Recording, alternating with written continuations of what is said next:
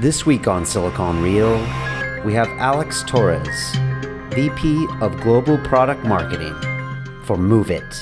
We have 15 million users already worldwide. We currently collect more than 2 billion pieces of feedback every 1-2 months. You really need to have that help and that support from your community. Put yourself on your user's shoes. The desktop years are gone. We deliver a new product version every single month. I love mentoring people. I love helping people. And I love networking. Seize the moment in the right way. Silicon Real presents Alex Torres Moovit. Take more risks, be more bold.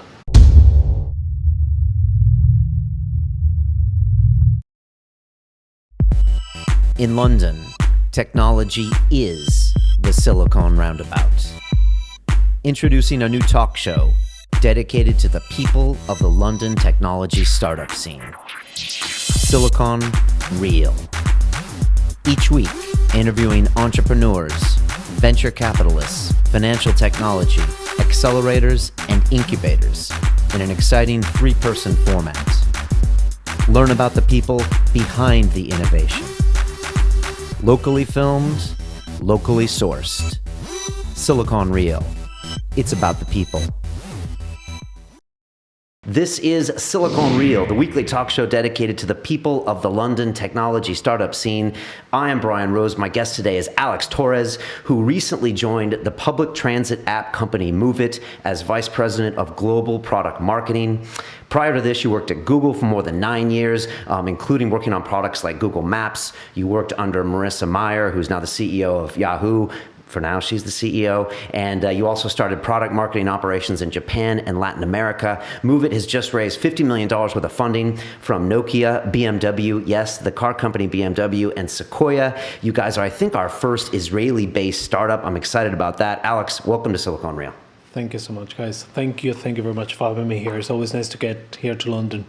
It's good having you, and I'm glad we can sit down and have a good chat. Before we get into anything, I got to ask about you, because I heard that you're Spanish and Irish and French and Scottish, and then,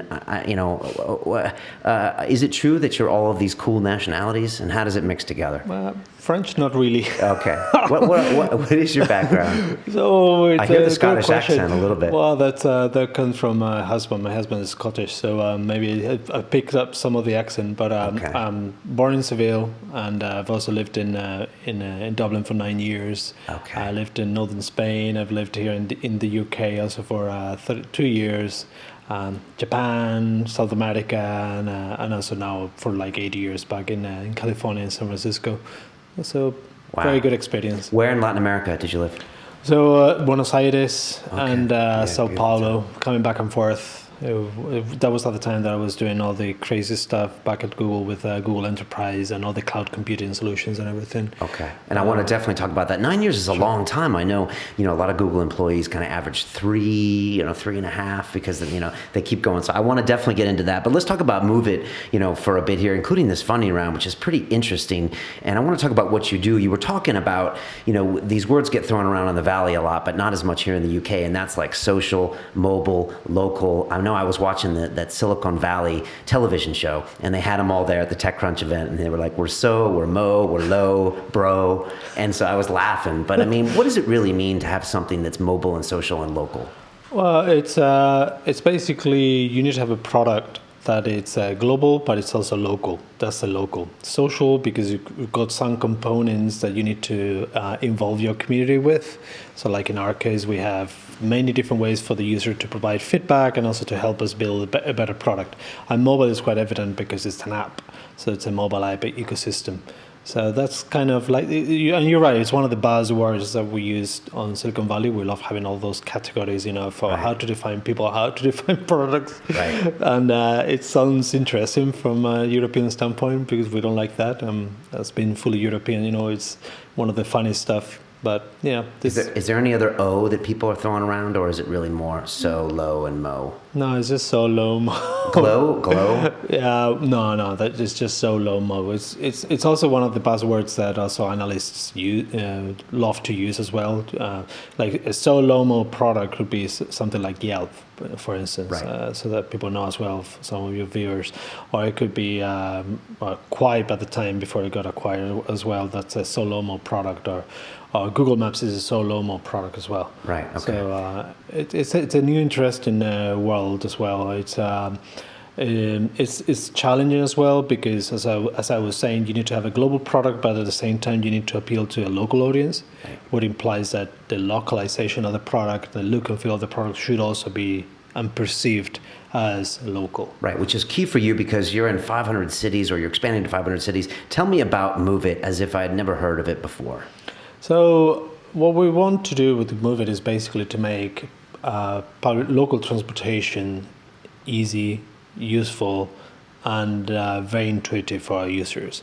So what we're trying to do is to gather different data points of different public transportation systems that we may have in a city. That could be underground tram, it could be a bus, and just to drive them all together and put them on the same product. And also, which is a great distinctive element for us, is to power the product by the community. And when we say the community, is basically how all the community members, so people who live in the same cities, can help us make a better product. How can we perfect it? It's easy to launch a product which only uses open data, like basically static data or data that you could get from local authorities. The difficult part, the next step, the higher level, is when you can manage to perfect that data with all the feedback that the users are giving. How do you get feedback? Because I was thinking about Moovit today, and I was thinking, okay, I'm going to catch the tube later and go down to Leicester Square. So if I'm on the tube, would I give you access to watch my phone move, or would I just be like, trains on time? Right on.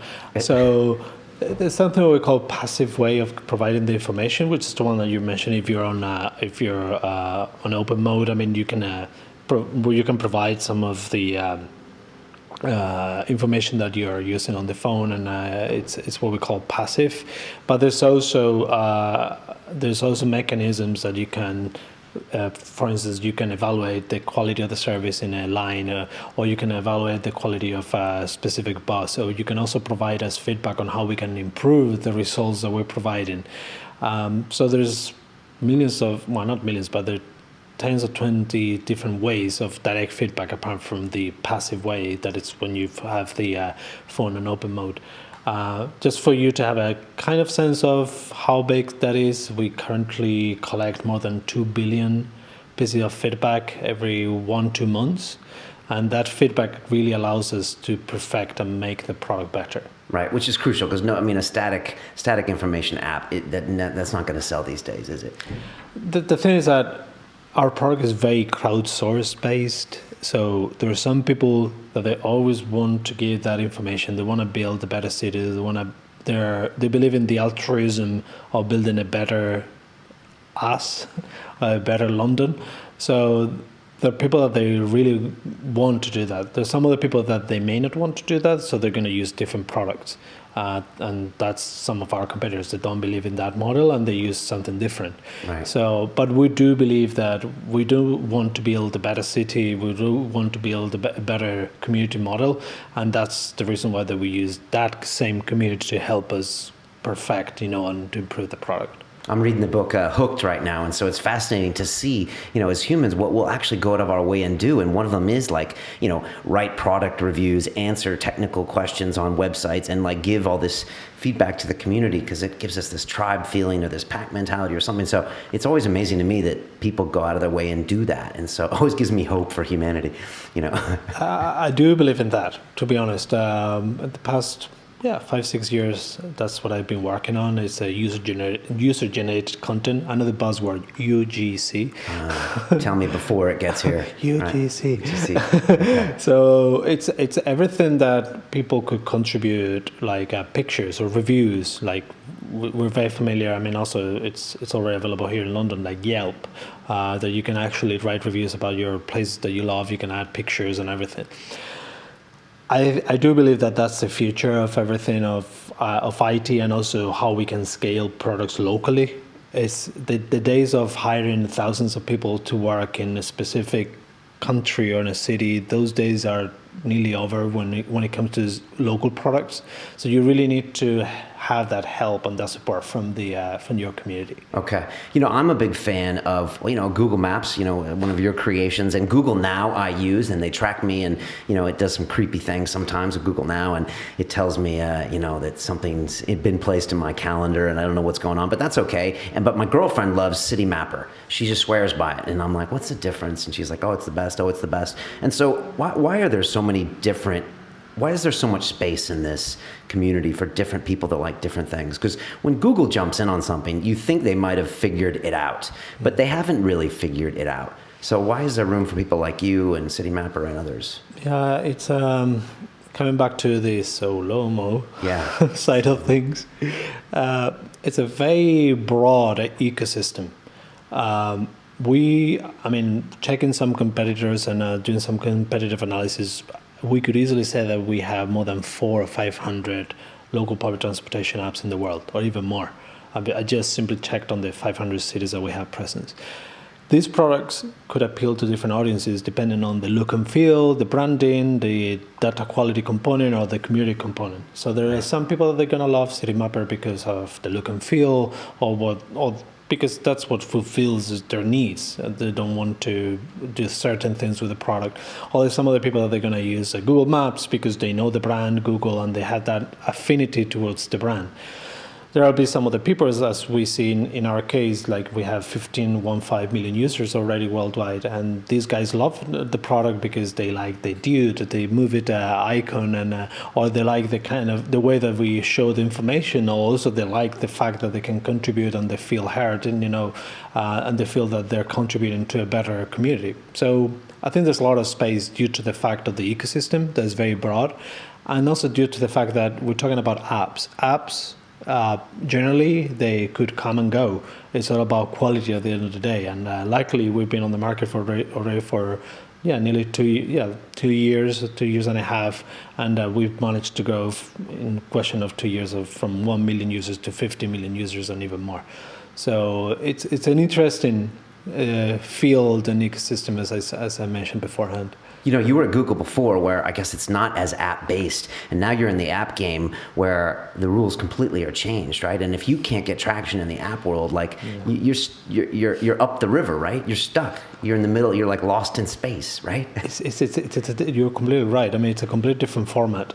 The app world, the way that you reach users, the way that you interact with users, the way that you analyze your users.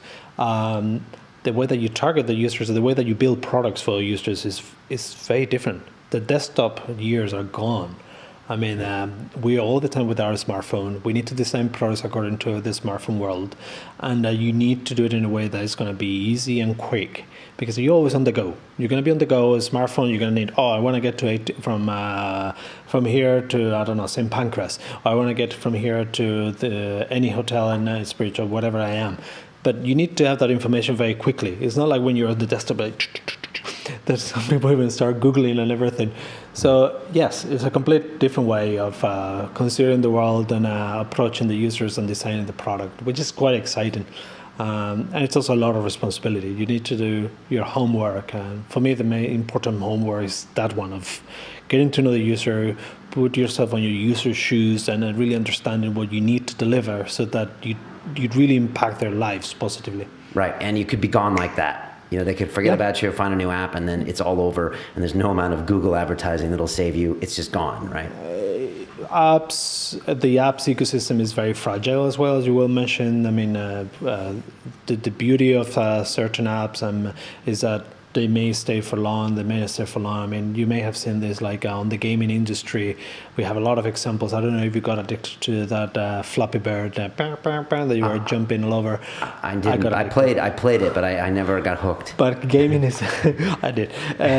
Gaming is a very, very interesting industry when it comes to apps. The celerity and the way of launching new apps for gaming is like crazy. What could be a smash hit one day that, as you will see, the next week is going to be nothing.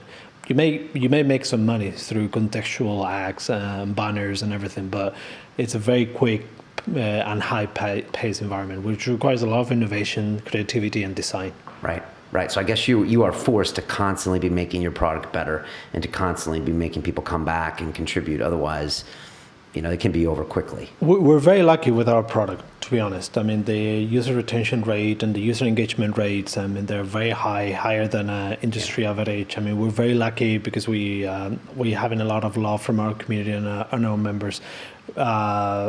But that doesn't mean that you kind of rest on your laurels. I mean, you really need to think what's next. Like one of the things that, and I really love this from an Israeli ecosystem, as we're an Israeli company, is that we're very quick at delivering things. Like we deliver a new product version every single month. That's unthinkable in any other company. The celerity of saying, okay, I need to have something ready in like 3 weeks, and I'm going to do it, and everyone is going to pursue the same goal, and we're going to go for focus on the same goal. It's incredible. I mean, our team is top notch. Wow. Let me ask you about Google. They kind of own, well, they're in the map space. They own kind of the video space with YouTube. They're very good at the email space. So a lot of people would say, oh, well, they've got this kind of map and local thing done. But then if you look at their main forms of revenue, it probably has very little to do with this. So is it by definition that they're never going to win when they're not completely correlated to winning in that one market? I mean, you were there. I mean, there's so many different things they do. It's a complicated market. The local market is extremely complicated, and it gets even more complicated when you have a very large organization of 55,000 people, like it's Google nowadays. I mean, I love Google. I mean, I had one of the most important years of my life over there professionally, and I think the company is doing things greatly. I think it's like any challenges that any other company would have when they grow so quickly and big. Like, you'd really also need to know how to execute things and how to do things quickly and things like that. But the local ecosystem and everything that we're discussing is very complicated. Like the main goal when you launch a local product is that the look and feel needs to be local. Like the bus stops, the metro stops, the tube stops, and the tube stations, they need to have the logos that people are expecting to look at. It doesn't mean that you're going to have something that is different. You need to have it the same, because that's what the expectations are. But at the same time, as you well say, the local ecosystem and the local world opens a new door for revenue. That's not been highly exploited. I mean, Yelp is trying to do that. There's some other players that they try to do it, like at the beginning, Foursquare. I mean, they tried to do it as well, not revenue-wise. Twitter is going to try to do it, or will be doing it. So there's a lot of players that are doing it, but the problem is that, I mean, to focus on the markets and really to get to know what the users need. Is revenue a priority at all for you? Not at the moment. We're very lucky because our investors have openly told us that our main focus is to become the number one app in the world for local public transportation, and also to be focused on delivering the best user experience and the best product. So we want to focus first on that. Once we get more critical mass, we get to hundreds of millions of users, that's when I think the monetization will come in a natural way. Okay. Because that's also when you will get to know your user better. You will know that, why don't you offer them ticketing system, or why don't you offer them any other solutions that could be great for their user experience. So we want to do our homework first. Okay. Well, one of your investors, Uri Levine, was an investor in Waze, and that sold to Google for $1 billion. So does that kind of help you in not being too critical about revenue when you know you might be building something that would have that kind of value to another company in the future? No, I mean, I think monetization is always our company is a business to consumer company, a B2C company. The monetization piece will come naturally, will come when it needs to come. We're also very lucky to have Uri. Uri is part of our board of directors, and he's a very wise person, and we always get very great insights what we need to do.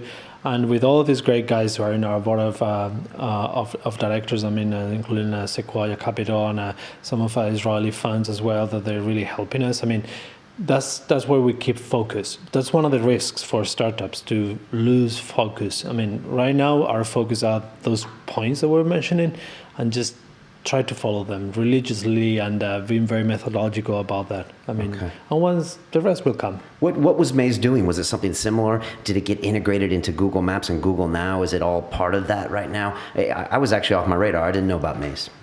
So the latest things... Waze. Waze. Yes. The latest thing that Waze have been doing is just a natural integration of some of the incidents on Google Maps and some of the reporting activities. I mean, I think that's a natural form of product integration, while preserving the identity of the product and its own platform. And I think that's a great addition for Google Maps. I mean, Google Maps is a very good product. I mean, it's got very great features and on traffic, but I think that enriches in a sort of way that user experience and brings more value. Okay, talk to me about BMW. I've never seen them invest in another company. Is this a new thing for them? And what's that like?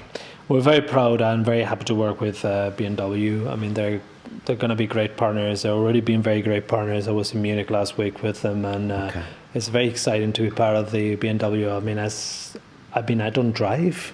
I don't have a driver's license. Never had a driver's license. Right? Yeah.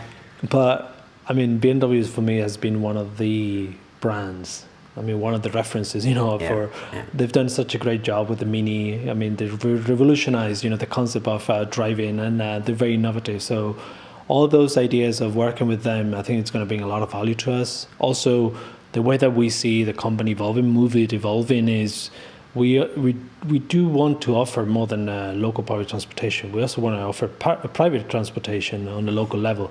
Like in the US, we have a partnership with Lyft. So BMW comes in a very natural way. I mean, they have great products like Drive Now, which is also available here in London. And I think that could be a great way of offering car sharing to our users.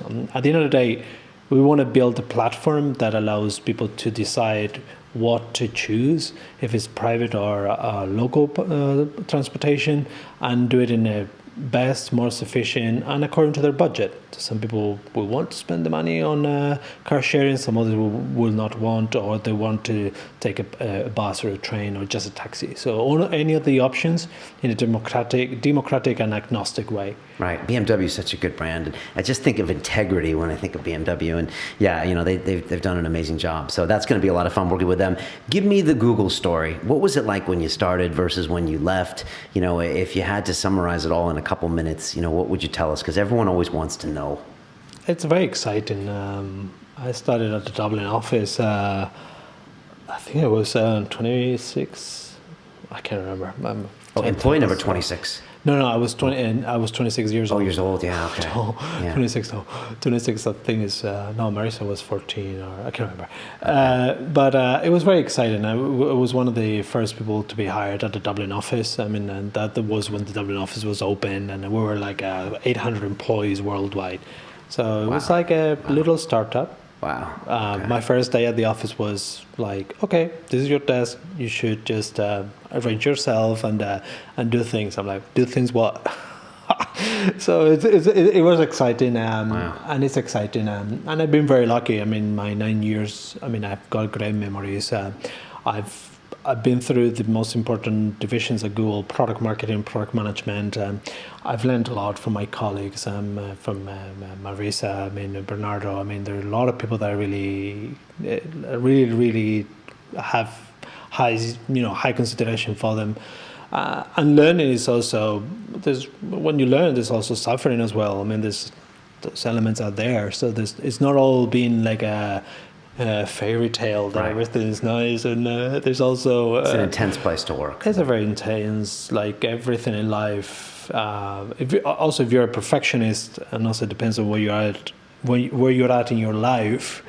You also need to know how to manage your energy and how to put some emphasis, or as we say, to pick your fights, right? And of course, when a company gets bigger and bigger, you need to work with many different people and understand many different people, different styles, management styles, and so I think I learned a lot. I have a very good, nice recollection of working for the company, and I'm very excited now for Moovit because I think there's a lot of things that I've learned that I could apply at my new company. And my colleagues at Moovit are great. I mean, I love, we were chatting off the record, I mean, I love the Israeli way. It's very straightforward. Right.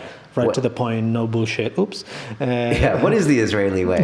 Because I've had a few guys on here straight from Israel. I had Yonatan Yaz Freeman from Kano. He was fantastic. And, I had Easy Vidra as well. You know, he spent time in Buenos Aires as well. But yeah, I know Easy. He's great. Easy, yeah, Head of Google Ventures. They're both cool dudes. Lovely. They're both guys that would probably have your back in a dark alley, but also would give you a big hug. You know, so what have you found out from? It's very human. in all good and bad ways. I mean, you would have someone in the meeting telling you in front of your face, "You're fucking wrong," you're very right. But I mean, I've only been there for 5 months, and the image that I have is like it's very human, it's very family driven, it's very straightforward. I mean, very hardworking individuals. They know when they have a goal, they know where they need to go, and they execute, and there's no drama in between, and it's very exciting. It's very different to what we are accustomed back in the Valley. The Valley it is what it is. It's highly political. I mean, in many times, which is fine. I mean, it's what it is. It's cultural based. There's some other good elements as well that you learn. But for me, it's very interesting. I'm based in San Francisco, heading the San Francisco office, and working with my manager, the CEO, in Israel, and we have a great time. Wow. We're really enjoying the ride. I mean, it's very good. I mean, the success stories in Tel Aviv are huge. I mean, somebody was saying that when it came to like NASDAQ listings, you know, Israel was, I don't know, number 3 in the world or something, you know, something very high. So, you know, it's exciting times down there. It's a startup nation. I mean, right. I guess it literally is a startup nation. I think the Israeli people, I mean, they're just very self-determined, I mean, to succeed in life. I mean, that's great from how people think, how their mentality is, how their mindset is. I mean, and I see that every time that I try to get back to Israel at least twice a quarter, and every time that I'm with my colleagues, you see it at the office. Everyone has a strong opinion about things. People are not like divided. I mean, they would tell you like, oh, I think this should be done, this shouldn't be done. It's interesting. I mean, it's an interesting, disruptive way of working. Right. That sounds fascinating. What was it like working with Marissa Mayer at Google? I mean, everyone says she's very Google, and she brings all of these attributes that are known for Google over to Yahoo. I mean, is that a good characterization? I don't even know what that means, but what was it like? She's I think she would have been Israeli. I mean, Israeli in that regard. I mean, I had a lot of respect towards Marissa. I mean, Marissa, first as a woman in an environment, not only Google, in general, of a very macho-driven IT world with a lot of macho geeks and all over, which also raises a lot of question marks and stupid comments, and we've seen that. I mean, I highly respect her for that, because she's managed to position herself as a great executive, great product person, great product marketing person, and with a great vision. I mean, I've learned a lot. I mean, I do remember some creative review meetings where we may be discussing about the color of a call to action. Should it be blue? Should it be red? Should it be? It will be 1 hour, but with a reasoning behind and with a passion behind.